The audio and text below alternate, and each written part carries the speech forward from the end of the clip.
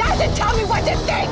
Really? Ever! Really? No! He just said she gave you the evil eye. You did give her the evil eye. Who is this person? Somebody bring Tamara What, did back. I give her the evil eye? Will you please bring did. Tamara back? You're psycho. Really? I gave her the Did I give her the evil eye? Wow. Vicki Gunvalson, once celebrated as the unshakable OG of the OC, built her reality TV throne on hustle, high standards, and unapologetic energy. She was the franchise's heartbeat, the blueprint of what Bravo wanted in a real housewife: bold, driven, unpredictable. But over time, that strength turned volatile. The line between confidence and chaos blurred, and the woman who'd once been admired for her entrepreneurial discipline became infamous for scandals that shadowed her brand, her relationships, and even her livelihood. There when she drew a picture of a pig on a car. I was not there. That was me. I was not. Is that uplifting? Oh, you're so uplifting. Do you think you're a beauty queen? Yeah, actually, I'm way better looking than you are. That's for sure. Such a class act. Well, you know what? I'm getting married. Jesse, you have to pay for guys. You have to pay for dudes. Okay, let me You get gotta in here. date old men and trash. Okay, moving on. You're an Moving idiot. on. Moving on. You're an idiot. Moving on. Get her off my show. Okay. Get her off my show. Okay, all right. Get her off my show. From screaming reunions to lawsuits, public feuds to professional losses, Vicki's journey became a study in how quickly fame mutates into fragility. What began as a success story of business meets entertainment spiraled into a series of cautionary headlines. In this deep dive, we'll track her story from power to backlash, drawing from court filings, interviews, and verified reports to show how the matriarch of the Real Housewives of Orange County fell into the very storm she once controlled. Be my friend! No matter what! You don't talk that way to me or him, ever! You're supposed to be my friend! My friend, my soulmate, my sister! But act that way! That means you have respect for the man I love! I would never speak that way to Eddie! You're quite Ever! He said I would never speak that way to Eddie! You be quiet now! Because guess what? Everybody's always scared of you! I'm not scared of you! I love this man and you spoke terrible to him! So we're out of here! We're out of here! You need an apology to me, you just caused problems. Get it? Before Bravo lights and taglines, Vicki was an insurance agent in Coto de Caza, California. Practical, hardworking, and fiercely ambitious. She built Coto Insurance and Financial Services from scratch, priding herself on integrity and independence. Those who knew her before television described a woman who refused mediocrity. She micromanaged every deal, treated clients like family, and demanded respect in a male-dominated industry. When Bravo launched Our Talk in 2006, Vicki embodied the perfect on-camera persona: successful, outspoken, emotionally raw. She wasn't just another housewife, she was the prototype. Her fiery personality gave early housewives the authenticity viewers craved. She sold policies by day, filmed arguments by night, and turned both into theater. Fans rooted for her because she seemed real. No facade, just emotion. But reality TV fame comes at a price. The very traits that made her magnetic, intensity, perfectionism, control, began to erode her relationships. Over time, viewers saw less of the businesswoman and more of the volatility. The OG of the OC was now a brand, and a brand under pressure to keep performing. I was so flippin' upset with you. But why? Why? Because What I did she said say I that don't think he's a good guy. I don't think he's a good guy. Do and you he's a know creep. Brooks the way I know Brooks? No. Vicki, have I ever let it be a secret that I didn't think it was great what he She did said to it. you? She has said it before. I don't really care if you like him I or didn't not. say You bad don't have to things sleep with him. about You Brooks. don't have to vacation with him. You don't have to do I didn't anything say with bad him. things about Well, Brooks. I said and I don't think that he's good for you. How do you know what's good for me? That's my opinion! Don't you get it? Why can't anybody have an opinion but you? And I yell. Do you not How get do it? you know what's That's good my for opinion. me? Why don't you tell it to his face instead of me? I've And talked to instead him. of my Me and friends. Brooks are better than me and Why you. don't you just say to him, I don't think you're a good guy. Leave me out of it. Leave my friends. Every Housewives franchise has its icon of chaos, and on RH Hawk, that was Vicki. Season after season, her reunions became headline events. Whether facing Tamra Judge Shannon Beador or Kelly Dodd, Vicki's default mode was attack. She interrupted, shouted, stormed off set, and returned in tears. Emotional exhaustion packaged as entertainment. Her feud with Tamra became legendary. Once inseparable best friends, later bitter enemies trading accusations of betrayal and hypocrisy. Shannon Beador, who initially supported Vicki, later accused her of spreading lies. By season 10, the tension between Vicki and her castmates was the show's main plotline. The 53-year-old who lost her mother earlier this year also revealed none of her castmates have reached out to lend support. They still have their mother and they still have their partner. So I've had 2 huge losses this year and they're not there for me. That makes me realize that we're just TV friends, I guess. I don't know. Vicki also responded to a question asking whether she blames Tamara for starting the conversation about Brooks possibly not having cancer. I think the whole thing is pretty disgusting when you don't ask for medical records from somebody that's private information. And yes, it did start from Tamara. I mean, I don't know why or how she got Scott, the psychic, involved in this, but it started there and then it just perpetuated into a whole season of does he have cancer? When the Brooks Ayers cancer scandal erupted, it cemented her controversial legacy. After Brooks was accused of fabricating cancer records, Vicki's credibility collapsed. Viewers questioned how much she knew. Her explanations, first denial, then partial admission, only deepened the divide. Andy Cohen's reunion interviews showed a woman cornered, shifting blame, and refusing full accountability. The OG had lost the audience's trust, and the reunion meltdowns became symbolic of a star unraveling under pressure. The COVID-19 pandemic reshaped how celebrities were judged. Compassion and responsibility replaced shock value as social currency.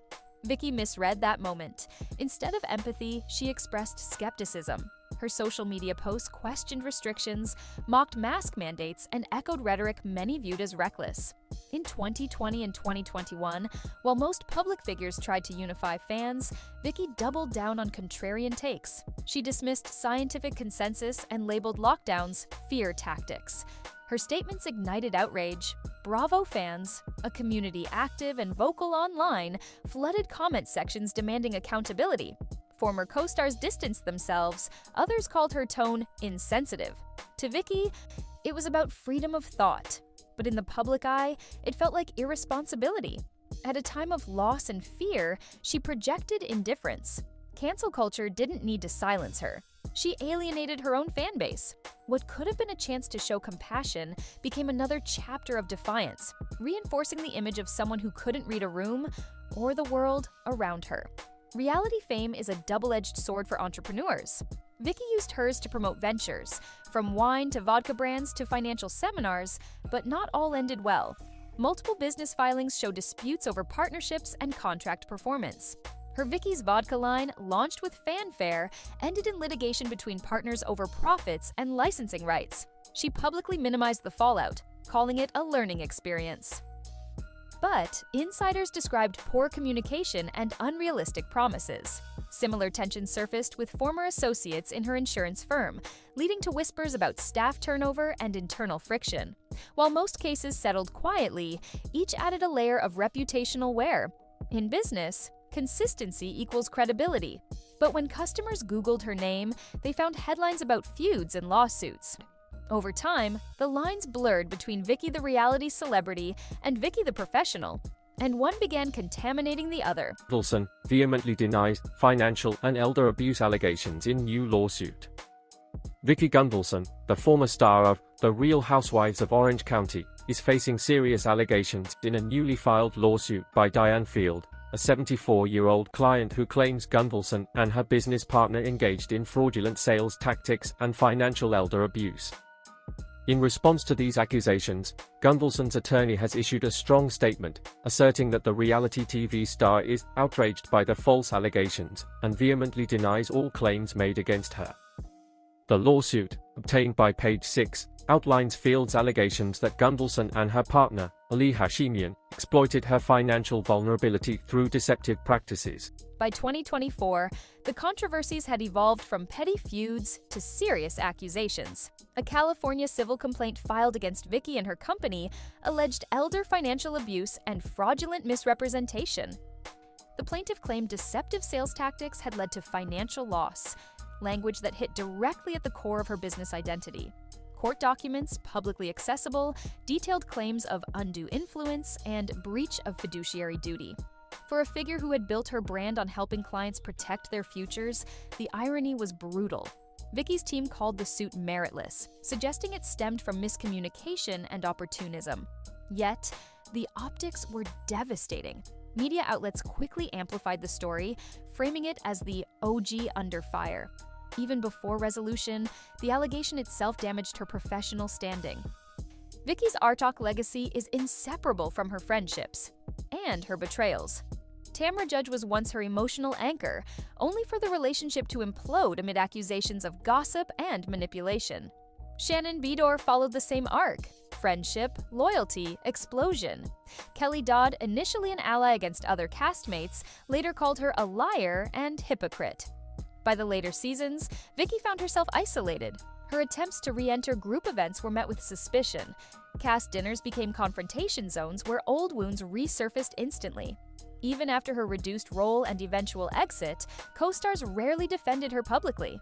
For a Bravo veteran, that silence was louder than insults. Reality TV thrives on alliances, but when those bridges burn, producers lose interest. Without allies, there's no narrative protection, and Vicki's dramatic persona began to look less like television gold and more like professional risk.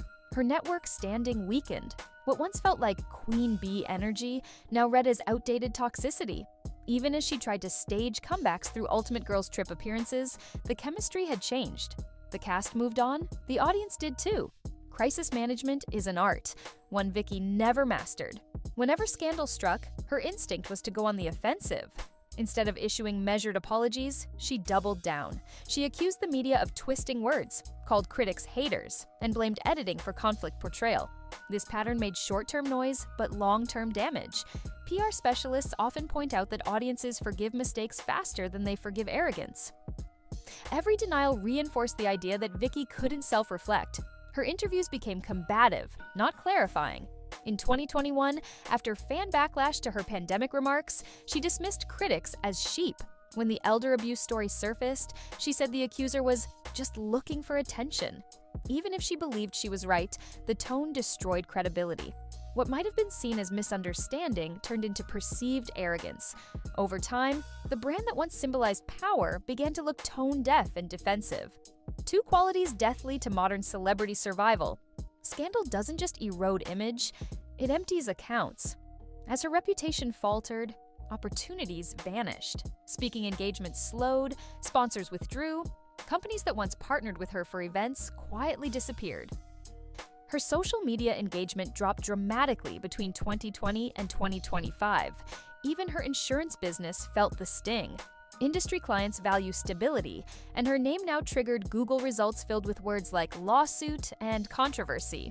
Though loyal customers stayed, new leads dwindled. Behind the scenes, former employees spoke of fewer contracts and shrinking media visibility. Vicki attempted to pivot, launching podcasts, collaborating with fellow ex-housewives, hosting small events. But the numbers no longer matched her peak. The entertainment economy had shifted.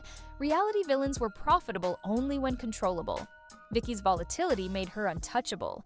Ultimately, the financial downturn mirrored her narrative one. Fame had brought her everything. But by 2025, it had taken almost the same in return. In reality TV, the currency isn't money. It's believability. Fans will forgive anger, betrayal, and scandal, but not deception. Vicki's long pattern of exaggeration, denial, and contradiction created a credibility gap too wide to bridge. Her emotional outbursts once read as authentic. Later, they looked manipulative. Her claims of being misunderstood clashed with documented behavior on screen. Each denial became proof of the very traits she wanted to disprove. When Brooks Ayers' fake medical records scandal hit, fans asked, how could she not know? When later lawsuits emerged, they asked, how could this keep happening? The benefit of doubt evaporated. By 2025, Vicki's version of events meant something dubious, not definitive. Credibility is fragile, and in unscripted television, once it's gone, it never returns. The OG of the OC found herself narratively boxed in, a legacy star whose reputation was too contested to rehabilitate, but too famous to disappear. The swirl around Vicki also shows how reality stars live in a haze of partial truth. Blogs, gossip accounts, and tea pages mix court filings with hearsay until audiences can't separate verified reports from speculation. Some rumors about Vicki, affairs, secret bans, backdoor producer deals, remain unproven. Others, like business disputes and the 2024 lawsuit, exist in official court records. Understanding her fall requires discernment, distinguishing what's confirmed from what's amplified for clicks. Yet, even exaggerated stories stick because they sound believable within her established persona. Years of visible conflict make any new rumor plausible. That's the trap of long-term fame. Perception hardens into truth. And for Vicki, the blurred line between fact and gossip became her permanent brand identity. Vicki Gunvalson's legacy is a paradox, a woman who built the Real Housewives empire through sheer personality, yet became undone by that same force. Her success story, a self-made businesswoman breaking into television and pop culture, was genuine. But her downfall, though exaggerated by tabloids, was self-authored through denial, stubbornness, and refusal to evolve. Across 2 decades, she transformed from pioneer to warning sign. Viewers once cheered her ambition. Later, they braced for her next eruption. She taught future reality stars how to command attention, and how quickly that attention turns punitive. Her story isn't just about one lawsuit or one feud. It's about the slow corrosion of trust. The entrepreneur who sold protection couldn't protect her own brand.